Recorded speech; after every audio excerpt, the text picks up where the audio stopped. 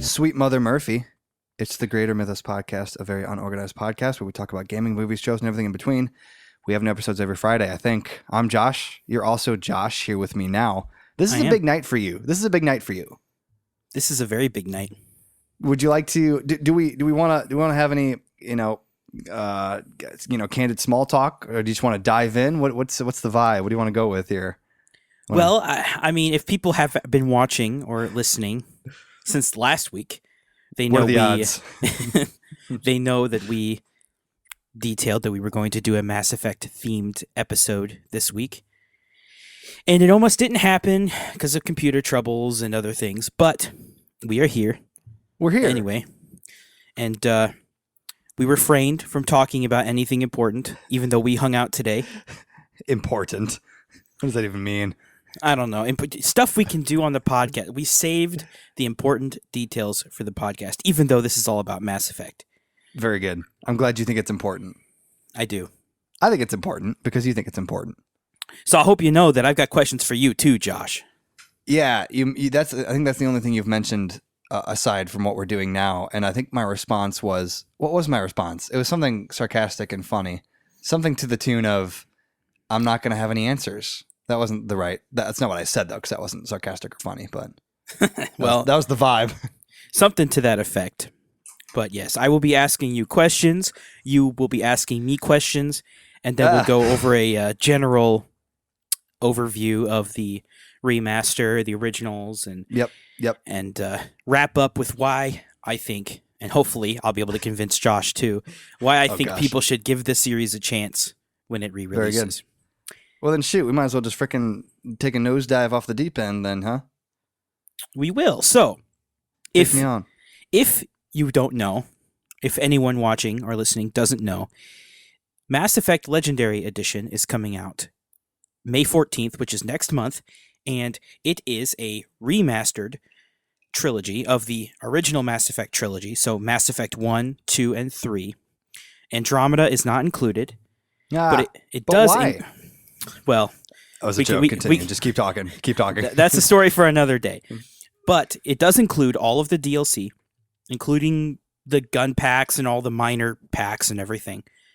So it is a great deal. It is a full-priced game, but considering what they have changed, it makes sense. It's also 3 games in one, and all the deal. Correct. It's like $250 worth of stuff for $60, so it's a good deal. Now, they've changed a lot. So I'm going to briefly go over the major changes that will mainly geared towards the first game, because the first game's dated. It came out in 2007. What a year. And for the time, it was amazing and incredible, but it's definitely dated in some aspects. So they have addressed those aspects. Very now, good. You yourself didn't start at 1. You skipped it, in fact. So I'm curious, before we even go into the updates, before we even talk about what changed, are you more likely to start at number 1 in the trilogy now? Yes. Yes. Okay. Yes. So the advertisement worked. Okay. Sure. Now we're going to go over a little bit of the changes, and then we'll go back to Josh, see what he thinks of them. Uh-oh. So we know that they're graphically overhauling the game. I'm not going to go too much in detail. It's 4K HD all the way through all 3 games. They've even fixed some audio stuff here and there. That's to be expected in a remaster, and it does look great from all the screenshots, so you'll have to look those up. But outside of that, the changes I'm more excited about are the gameplay ones. So we talked about how the first game is dated. It is. It's from 2007. It's definitely not Mass Effect 2 or 3 in terms of quality. But it is more RPG focused. So their goal was to improve the problems without changing the spirit of the game, was in their words. So it'll still be more RPG heavy, which RPG heavy is kind of a wrong term for it. It's still a shooter. Right. It's still a sci-fi shooter. A space shooter, you should say. The first thing, combat tuning. So they're shooting in Mass Effect, if you didn't put all of your points into assault rifle and you're using an assault rifle, you're not accurate. In fact, your reticle expands as you fire, and it just keeps growing and growing until it's like the size of your screen in the original game, and you just have to wait for it to go back down to shoot again in the first one. So they fixed that. They've changed the accuracy and the aiming, and they've streamlined all the guns so they're actually all effective. No more do you just run around with the pistol. No more. You can use any gun. Even if you're not trained in it, the gun will still be passable. But if you do get the points in the gun, it'll feel like a dream, like it's supposed to. So if you weren't trained in a gun, would it just not shoot?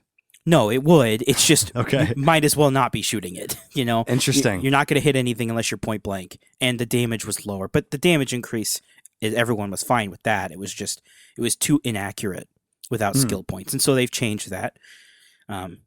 But still, there's still a benefit to points into it. If you want to be more accurate at longer distance with the assault rifle, put points into assault rifle. It also increases the damage. But no, so they fixed that. That was a big issue people had. The fact that the shooting wasn't top tier in a shooting game kind of made the game feel. So they fixed it. But also, if I may interject, in 2007, what other game off the top of your head was the pinnacle of shooting at that time, or was there? Because I don't know. When did Modern Warfare, the original, come out? That's a great question. I think it was 2007. Are we going to have to turn in our gamer cards if that's incorrect? Hang on. Because as far as I know, that's when shooting really came into its own. 2007. It was? Okay. So you have Mass Effect releasing alongside the genre-defining game of Modern Warfare. It set up what shooters were supposed to be for the foreseeable future. Other games have done things differently, like Halo doesn't. The gunplay in Halo is obviously not up to Call of Duty standards, of course. It has other things going for it that make it a good game. Yes, it does. But at the same time, so of course, this game wasn't the best shooter out there. It was passable for the time. Now it is a little less than passable, but with these changes, they bring it up to line with the next two games, and they fixed that. All the changes I'm reading here are incredible. They've made the accuracy way better with all of the guns. The skill points make way more sense. They fixed some enemies not taking headshot damage, which makes more sense. Not taking headshot damage. Where they would still take damage, it just wouldn't be bonus damage if you shoot them in the head, which they fixed that now. And it was only certain enemies. Yes, bonus head damage. Shepard could now sprint out of combat. That was a really nice quality of life change. And also, melee attacks are now mapped to a different button. Before, melee was just the regular shoot button if you were in melee range. So if someone charged at you, your character stopped shooting and it felt bad. You just started meleeing, So they have fixed that, and they've also increased the damage of melee. So it's actually an effective thing to do. Perfect. So they basically just made it into what would pass as a good shooter game nowadays. Okay. Which needed to be done. Sure. So combat is up to snuff with the other two games. And they've also affected the inventory. They changed it. The inventory was another critique of the first game where it was just hard to use, and your inventory would get full, and you could only delete one item at a time, and then it wasn't user-friendly. So now they've added the flag item as junk thing, which is in a lot of RPGs now, where you just flag a lot of items and then click delete. They got the junk button. Yeah, so they've fixed inventory, the biggest part of inventory. They have rebalanced certain abilities that were weaker, so made some abilities useful. And weapon powers have been improved, which is what good. Constitutes as a weapon power? Like when you are skilling up a weapon, so you put points into assault rifle, you will unlock assault rifle abilities, as opposed to like if you're a biotic in Mass Effect, like the space magic in Mass Effect, as opposed to using that, those are different types of abilities. So weapon abilities are like one's called marksman for sniper rifle, or no, for assault rifle, where your accuracy reticle becomes static and doesn't change. So you become super accurate no matter how long you hold the trigger down, even while you're moving, and increases your damage. That's a weapon ability. Whereas the ability throw is a biotic ability that picks somebody up into the air. That's the difference. Interesting. Weapon abilities were pretty weak in the original Mass Effect, especially on harder difficulties. So they've buffed them, which is good. So if you're playing a soldier, you're no longer weaker because you picked soldier as your beginning class. Soldiers rejoice everywhere. So, and then there was a little bit of extra changes, like squad mate AI is better, and how you command them is better, so they no longer will do stupid, derpy things and get killed. And squad mates are pretty useless in their first Mass Effect game, but they're going to be better. They're making them. They're using the same system that Mass Effect 2 and 3 had, where you can press a button and you can order your squad mate to go there, and they'll take cover if applicable and whatever, or you can target enemies. So they've added that. They are fixing the cover system. It's still probably the best cover system in any game ever made, even the originals. In the first one? No, in just Mass Effect 2 and 3. But they're fixing cover across the trilogy. So Mass Effect 2's cover system was great. You just run up to cover and you took cover. It wasn't like some of the games where cover doesn't work very well. So they have fixed it. They've added some more cover to certain areas that were kind of difficult, like you didn't have anywhere to hide and you were getting murdered. And entering and exiting cover is snappier, feels better to use. Now, the biggest change in the first Mass Effect gameplay-wise is XP, leveling up. Because in the original Mass Effect, you actually couldn't reach max level, even if you did everything. You just couldn't. Was there a max level? There was. There was a max level of 60. Now, the developers knew this. It was before launch. They were running out of time. So they capped the level at 50 instead, because they knew you couldn't get to 60. You could get to like 54 or something. So on your first playthrough, they capped it to 50, and then one of the bonuses for beating the game was you could play the game again with your same character, and then the level cap would be 60 the second playthrough. That was their, last minute fix, because they knew you couldn't reach level cap. There wasn't enough experience in the game. So they've changed it. Now the level cap isn't a thing anymore. You can go up to 60 on your first playthrough, and you can actually get there. Exciting. Yeah, and they also changed. So when you're driving around the Mako, the tank, which you drive around on planets and stuff, they have increased the experience on that, because you used to get less experience for killing something in that because it's easier, because it's stronger than on foot. So if you wanted to make sure you got all the experience, you'd have to get out of the Mako to shoot enemies and then get back in. So that's not a thing anymore. You can just run people over, blow them up now if you want. Lovely. And speaking of the Mako, everybody who's ever played Mass Effect 1 complains about how hard it is to drive the thing. How it'd flip over, and so they fixed that, the physics on the Mako. Now, the physics. They added a front booster, so you no longer... So it had boosters below the vehicle so you could jump with it, like over obstacles or whatever. Now they've added like a boost on the back to make you go faster. And so you can better control it. And it's more fun. You can like launch yourself off cliffs and stuff really fast. Great. So it'll be more satisfying. Trying to dive off cliffs. So with all that being said, they've touched and fixed on the parts of the first game that people critique. They hit all of them. Literally all of the major critiques of the first game, they fixed. So that's awesome. I mean, you look at remasters all the time and they always miss something. They always forget something but no, they've only changed what they needed to, and they didn't change anything they didn't need to, it's very faithful. Right. So that being said, now that you've heard that they're fixing all of the dated parts of the first game, are you even more likely to play it, do you think? Yeah. I mean, they really didn't. I really didn't need any other convincing, and it's super petty, or my own reasoning is petty as to why I chose not to play through completely the first one. I played it a little bit. It was purely just because it was, I don't even want to say older game, because all things considered, it's not necessarily, but it was just a little bit clunkier as opposed to Assassin's Creed Origins or something like that, and just at the time, my monkey brain didn't want to try to, process through that. But no, I mean, all the fixes you say, they make sense and sound great. Obviously graphics are improved, which is a plus. So all the way. No, I'm excited. I hope you do try it, and I hope you enjoy it. That's the most important thing. Do you get to customize Shepard in the first one? Yes. Okay. And speaking of that, I forgot to mention that. This is across all three games. They're adding more customization options to the character creator.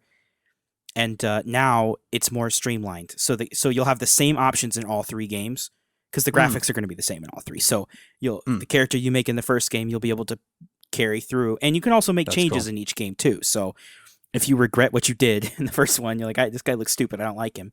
You can then change him for the next one. So yeah, you can do that. And they're adding more options, more skin tones, more hairstyles and stuff. I like hairstyles. Which is awesome. When I play male Shepard, I always play the default just because it just matches Iconic. the voice. Yeah, it just matches the voice. But I know some people who change it. Now, that is the changes to the gameplay with the customization options, and there's going to be a launcher for all 3 games, and when you beat the first game, you'll start the second game, and it'll automatically have tracked your save, and so you won't have to do all the hassle for PC that you had to do before. This wasn't the problem for console players, because the hard drive for your Xbox or your PS3 or whatever just already stored it all for you. But for PC players, you actually had to point it to where your save was. And so if you didn't know what you were doing on the computer, it was difficult. So that's fixed. A straight up launcher for it. And they took the DLC weapons, and instead of just giving you all these broken weapons at the beginning of the game, they actually put them throughout the game in stores, and they balanced it so you're not just going to get the best weapon in the game, level 1, which is awesome. Just minor things. But like I said, for all 3 games, they touched on the most important aspects. The biggest change in the entire trilogy actually is in the 3rd game, called a good ending. Well, no. So they already had fixed that. The extended cut DLC that they added for 3, which was, of course, like a year later from when it released, was they fixed the ending. It was a way more satisfying ending, and it's the ending that they're using for 4 when 4 comes out. That's the canon ending. So where it shows the galaxy start to rebuild after everything happened. I won't say anything else because the rest of it is spoilery. Yes. But it is going to be the canon ending based on the trailers I've seen from 4. Now, with that, they also so of course it's a DLC, so it's going to be included for free. All the DLC are free, and they're no extra install; they're just part of the game. But so there was the Galaxy at War system in Mass Effect 3, where it was because there was multiplayer in 3, so you had to play multiplayer matches. Was it like team deathmatch multiplayer kind of stuff, or was it like co-op or what? It was wave based, kind of like the mode in Gears of War. If you've played that, like horde mode or whatever. Yeah. Okay. So it was that with affixes, and it got harder, and you had different classes you could play as, and that was the multiplayer. People got super into it when it came out. So anyway, there was this Galaxy at War system where you had to play on the certain multiplayer maps to increase your percentage in the Galaxy at War, which would then affect your single player, like your score. So in single player of Mass Effect 3, the goal is to build an army. And you have a point system based on assets that you get. So if you got this character to support your army, well, you got points for that. But your Galaxy at War percentage outside of single player would reduce the amount of points you got for those characters. So you needed to play multiplayer and single player to get the highest amount of points possible in the single player game, which upset people. Interesting. And considering that multiplayer is not here, and considering that the online website that you could use for Galaxy at War to get some extra percentages also deactivated, they're removing it entirely. It will no longer be impacted by things outside of it. So you no longer will need to worry about it affecting your single player game, which is awesome.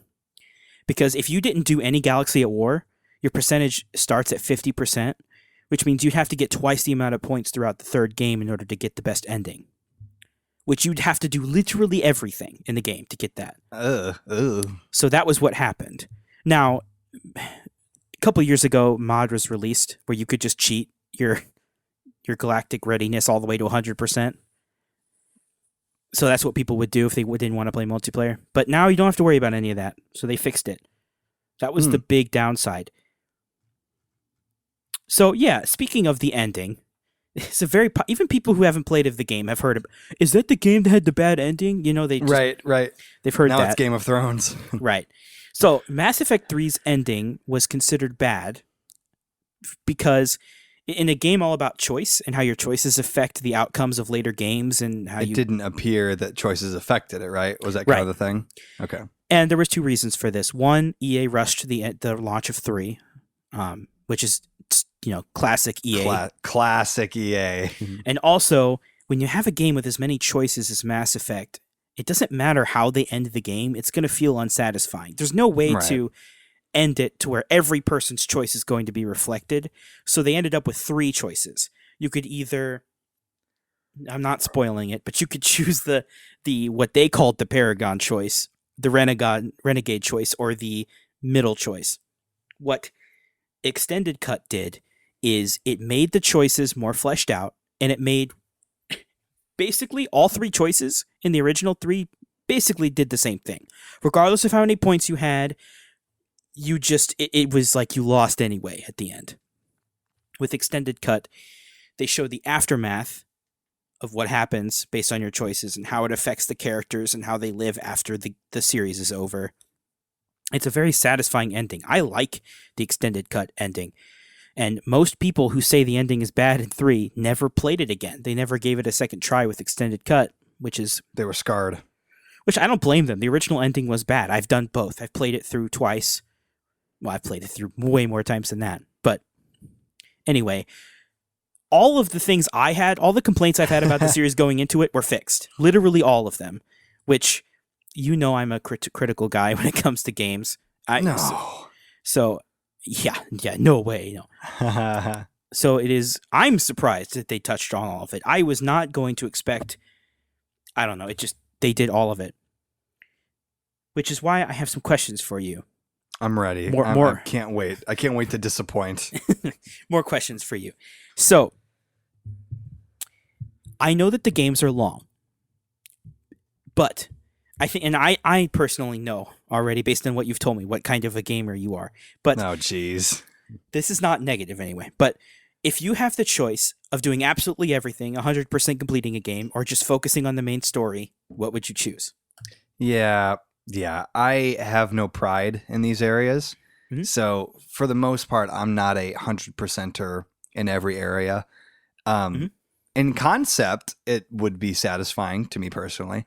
But as we've previously discussed, well, disclaimer, I'm not the busiest person in the world, but also I have my own things going on. Mm-hmm. And so as we have previously discussed, when I do have the time to do the things that I like to do in that spare time, and games is that choice, my first thought is not to go out and achievement hunt the heck out of every game that I own, or at least one game.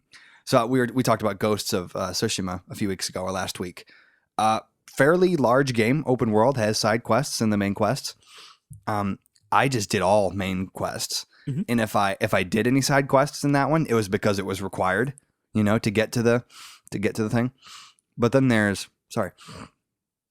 got some snot. But then there's Cyberpunk, may they rest in peace, where, the side quests they're not necessarily required, but they certainly are, what's the word? Encouraged. It's expected that you do them. Yeah. And so with Cyberpunk, I think I did more side quests in Cyberpunk than Ghost of Tsushima. So I think long-winded answer to answer your question. I think it depends on the game.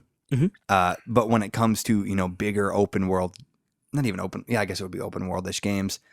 I tend to just want to finish the main story. Not because I don't care about the side stuff, mainly just because I want to get the meat, so to speak. No, I agree. Like there's games like Skyrim where you feel I want to do the side quests in those games because they put more effort into them, and the main stories in those games are usually really short. Like the original, the main story for Skyrim's like what, 6-8 hours? It's not lengthy. And so the rest of the game is like you could spend 400 hours doing every quest in that game. So they put a ton of effort into it. It's just the type of open world game that it is. Right. I know, I agree. So I'm glad I didn't disappoint. So given that, as somebody who doesn't do all the quests, if you had played the original trilogy that way, I think it's like 20 hours per game. So it's like 60 hours for all 3, which is still shorter than like a Witcher or any of those super long games. So it's not the longest thing in the world. If you do everything... I feel like this is a long wind. I feel like you're trying to tell me something. No, I'm just explaining this. Okay. All right. I think we've already talked about this part anyway. But just for other people listening, it's not the longest game in the world. It's also not a short game. But if you do everything it's like 160 hours if you do absolutely everything in all 3 games. It's a lot of hours. Right. I'm going to. It's going to take me a while, but I'm going to. But even if you don't do everything, what I suggest is that if something seems interesting to you, just do it, because Sure. most of this content, even the side content in these games, is really well done. If you don't want to do it, then in the first 2 games, just play main story. But when you get to 3, the DLC in that game are some of the most well-written story in any game ever. I mean, it's like the Citadel DLC in Mass Effect 3 should be like praised as the best game content ever, in my opinion. Interesting. It was the most satisfying, fan servicey. It's what you want in a DLC. It's seeing your favorite characters in incredible fun gameplay. So anyway, I highly suggest you at least try some of the side content, even if you don't plan on doing it. But just doing the main story in all 3 games is still an incredible experience, and it runs about 60 hours, and that's not your it'd be faster for someone like me who knows exactly what to do in every mission. That 60 hours is like a first time playthrough, and I think that's pretty manageable. I mean, you've played longer games. Oh, do you? I jest. No, I played longer games. I think I have played and beat Witcher. I can't remember if we've dived into that in the past. It's a long game, but that one specifically, I spaced that sucker out. I mean, and not even because I was like, man, this is a long game, I should space it out. But mainly just because I started it and then just life was happening, and then I kind of came back to it. I agree. Yeah, and with Mass Effect, as long as you don't take too big a break between the games, I mean, you can always break between each game. You don't have to just play them through. I'm going to, but this is also my favorite trilogy ever, so I'm a little biased. But no, I think it is worth it. 60 hours, it's long, but it's not unbearably long, would be my opinion. I think 100 hours is when you start to push it. Now, I like games that are that long. I like a few games that are that long, for sure. But, no, like playing Red Dead Redemption 2, that game was a little too long. God bless it. I love the first, 3/4 of that game. But the last fourth, man, just keeps going. What if it was set in space? Okay, so I am a sucker for sci-fi. That is true. But at the same time, I like fantasy, too. Westerns are just... See, Josh knows this, but my dad is a... You're scarred. You're scarred. Is a huge Western fan. My dad watches them all the time. Every time that you walk past the TV, there is a Western on it, or at least that's the way it used to be. And man, oh man, does it get real old real fast. I don't know how he does it. Watch the same thing every day. But it scarred me. But I love the Red Dead. Right. Sorry. Red Dead games are great, regardless. But, okay, so now... I may have some more questions for you later if I think of them, but now it's your turn to ask me questions about anything in the series at all. Yeah. Well, the first thing that kind of came to mind as you were ending your little rant there was, and maybe this is public information that's already been said somewhere that I haven't seen. So, 2 or 3 weeks out from this release-ish, 3. How, number one, do you think there's still any possibility that it won't live up to someone's expectations? Number 2, how soon after do you think you're going to get Mass Effect 4? Mass Effect 4, I'll answer that part first because that's a short answer. Mass Effect 4 is probably next year or the year after. You think so? Okay. Next year at the earliest, the year after that at the latest, I think. Was BioWare making it? Forgive me. Yes. Okay. They are. Now, this remaster isn't, like, BioWare is involved, but there's another studio helping as well, which I think that's a good thing, actually. So, as for, do I think there's still a chance it won't live up to potential? Yeah. Now, do you think it's going to be justified? I mean, I know it's all subjective, I guess, as far as nitpicks and things like that, but do you think at this point, listing all the things that you did and the apparent attention to detail from the developers and all that good stuff, do you think that there's still going to be something that was overlooked? Maybe not massive. I don't know. I'm just kind of thinking out loud. So the two things I've seen that people have complained about, which are probably the only things that people will complain about, is one, in Mass Effect 2 and 3, there's a character, Miranda. You've seen her because you get her. So she's like the genetically engineered supermodel character. So she's supposed to be. I know many of them. So she's supposed to be like attractive because she was genetically engineered that way. That's part of her character. But really, kind of a running joke in the second and third game is that whenever there'd be a scene where you're talking to her, it's the butt shots, right? Yeah. Is this where you're going? They took them out, right? Is that the thing that happened? They changed some of them. I don't think all of them will be changed, but they made the camera angles to be a little more graceful. Oh now, my gosh! People who are Miranda fanatics, because in the Mass Effect fan base, there are people who have their favorite romance character, and they will And people who love Miranda are a little upset about that change. But for the rest of us, we're thinking, yeah, but when they're talking about important and dramatic moments, like about how her father is so horrible to her and all these things, and then you're just staring at her ass. Regardless, they have changed that. They've changed other camera angles too. Like the animation for Shepard sitting down was the same for FemShep and Male Shep in some of the scenes. And so if FemShep is sitting... manly? Well, it's just like her legs are spread, which girls sit like that way too. But when the specific outfit you can wear where she's wearing a skirt and her legs are spread, I mean, you just see what they didn't expect anyone to see animated wise. So it's just like a black hole inside her skirt. Oh my gosh. So it's not the most flattering pose. So they changed some camera angles that way too. But the Miranda part upset a few people, but not major. Now, there's going to be some things that they've overlooked, of course. I mean, there's no way. No one's perfect. But do I think that people are going to get mad about that? No. I think the biggest chance that people are going to be upset about this release is if it's a cyberpunk and it just doesn't work right. There's no way, though, right? Or is there a way? The original... So, okay. I don't know. I want to think there's no way, but like... Okay. Because the original trilogy ran fine. There was a few bugs in the first Mass Effect where like sometimes you get on an elevator and then the elevator wouldn't move, but suddenly the game like locks you in place in an elevator so you can't move. You're just stuck and you have to reload a save. That was like a bug in the first Mass Effect. And they've fixed some bugs, so... But aside from that, the games ran great. That was still back in the age where people made games that worked. You know? Right, yeah, a bygone era. Yeah. So hopefully it's the same people. So I hope that they don't just... And it's a remaster, and they've had a long time to make this, so I really, really hope they don't mess it up. I don't think they will. I don't think it's likely that there'll be game-breaking bugs. But yes, I will be upset if there is. So I can imagine other people would be. So I guess that's my answer to your questions. Yeah. No, I think...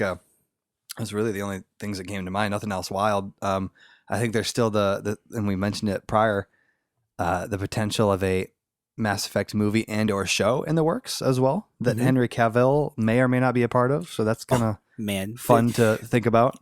I'm actually upset that he posted that because it gets me hyped, even though I don't know for sure if it's going to happen.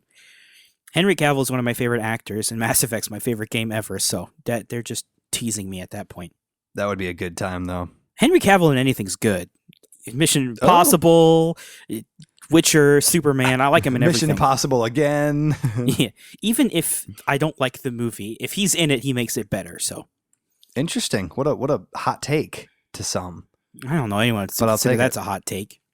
No, it's good. Do you have any other informational dumps on the monolith of Mass Effect Legendary? Because I told you, I whispered to you a while ago about how I was hoping to conclude this gathering, this excited gathering. Do you remember? No, actually. You don't? Okay, well, do you have anything else? Do you have anything else as far as the edition is concerned? I just had some final thoughts on why I think you should try the game. And this is for anyone listening. So it's a third-person sci-fi shooter RPG. Is the trilogy. Action RPG, another term for it. And your choices matter. Now, I know there are other games who've done this, like The Witcher, Dragon Age, some other games have done this, like trilogies. This is the game that kind of opened the door on that type of gameplay and also revolutionized it. And still no game has come close. your choices do have an impact, and that is such a cool and novel concept where Mhm. you'll meet characters like side characters from the first game in the third game, and you're like, oh, I remember them, and you'll actually will because everything is so well written that you actually remember these characters that in other games you would like, who are you again? Right. It is so good, and if you liked The Witcher, if you like sci-fi elements, it's kind of like that, just not open world, and Sure. it is. I think it is an experience because to me, it was like the end of an age when games stopped being the quality AAA that they were. Wow, interesting. I think that Mass Effect 3 kind of heralded the end of that in like 2012, 2013. It's when games started. I think that's when things started to go downhill. That's just an opinion, though. But no, I think you should try it. Give the first game a try. If anything, the writing in this game is spectacular. Playing a game Right. where they had a bunch of award-winning authors writing for it, I mean, you won't get that experience again until Elden Ring comes out. So Yeah. And even then, the ending might suck. yeah, right. So at that point, this is your chance to do it. If writing is quality, the gameplay is quality, it's sci-fi, the music is incredible, the villains are good. It's so much about this trilogy is amazing, and I just want everybody to experience it because that would make me happy if other people got to experience the joy of it. Oh my gosh, this is a good thing. Joy being brought to you by others' media consumption. That's good. That's good. It's true. That is definitely true. All right, can so see you it in said your you had eyes. something to say. All right. Yep. As we conclude this wonderfully out of this world episode, I That's a title. said this. Thank you very much. You're right. Wow. Make note of that, scribe. We're gonna go out with a bang. Maybe a whimper, but we'll see. We're gonna end. I'm going to quiz you. Oh, that's right. I'm That's right. gonna give you a little quiz here, and we're gonna have a good little time, and then we'll blast off out of here. That's my last space All right, now I'm analogy. nervous. Do I still remember All right. everything? Okay, well, so I'm not gonna lie. Cards on the table. I just picked this one off the internet. This Mhm. quiz, so whatever. So this is from whatculture.com. If anyone's interested to take it as well, our British friends over the coast or wherever that is, coast. Anyway, sorry. All right. So the ultimate Mass Effect 1 quiz. I'm ready. How well will you do? I'm reading the title. Then underneath it says, "Are you a real Spektar?" Well, I hope so. I All have right. played the games enough. All right. I don't. So I also don't know how many questions there are. So there might be one. There might be 20. We'll breeze through it.